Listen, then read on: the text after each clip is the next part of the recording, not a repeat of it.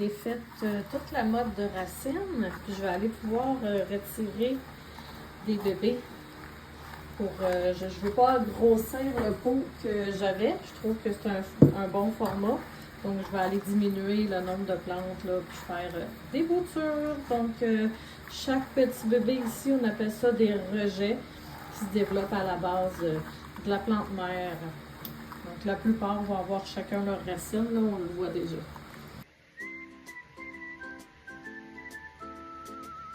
Donc, chaque bébé est relié à la plante mère, mais a développé chacun leur propre racine. Je vais retirer les petites feuilles qui sont en bas pour permettre aux racines de bien se développer, qui en développent d'autres en fait.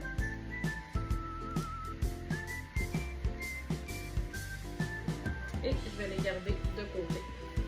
Ici, là, entre les feuilles, il y a des racines qui se faufilent, donc pour aller favoriser la pousse des racines, c'est pour ça que j'enlève les feuilles. Ça, la racine peut se faire un chemin plus facilement. Je vais aller dégager la racine ici. Il reste 2 bébés à retirer.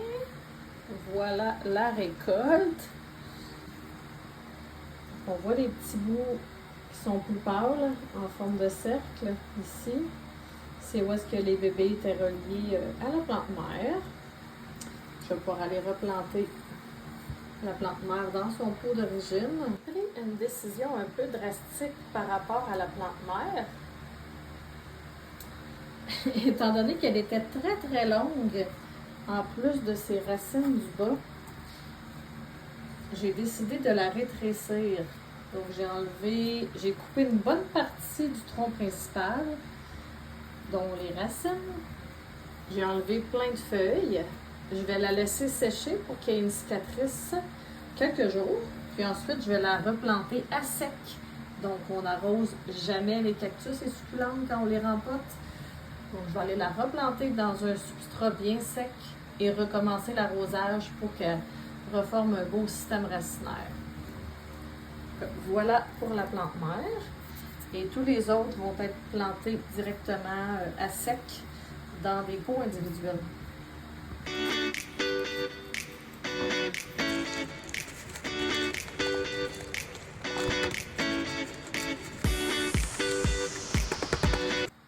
Voilà le résultat. Donc la plante mère doit sécher quelques temps avant d'être rempotée.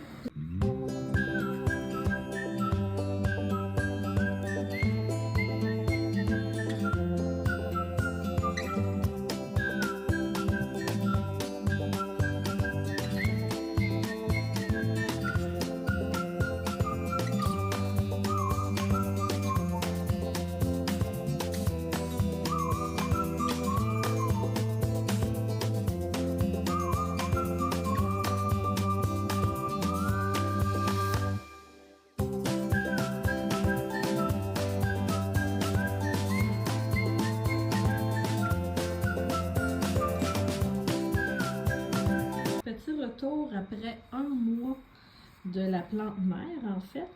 Je vous avais montré qu'elle était sans racines du tout. Donc, juste un petit mini tronc. J'aime beaucoup la hauteur qu'elle a dans son pot. Donc, elle était vraiment rendue trop haute. C'est pour ça que je l'ai vraiment raccourcie de beaucoup. Elle m'a même fait une hampe florale que j'ai enlevée parce que je voulais vraiment qu'elle se concentre à faire des racines. Et si je vous montre comme ça, j'essaie de lever en fait la plante. On voit bien qu'elle est très bien enracinée. Là. Ça lève le pot au complet. Donc tout se passe bien. Il ne faut pas avoir peur. Là. Quand la base d'une plante succulente ou d'un cactus là, ne va pas bien, moisi ou est tout séché, on peut couper puis garder une partie saine en haut. Laisser sécher juste à temps qu'on ait une bonne cicatrice.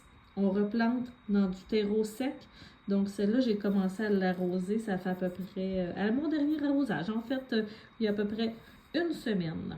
Voilà pour le update.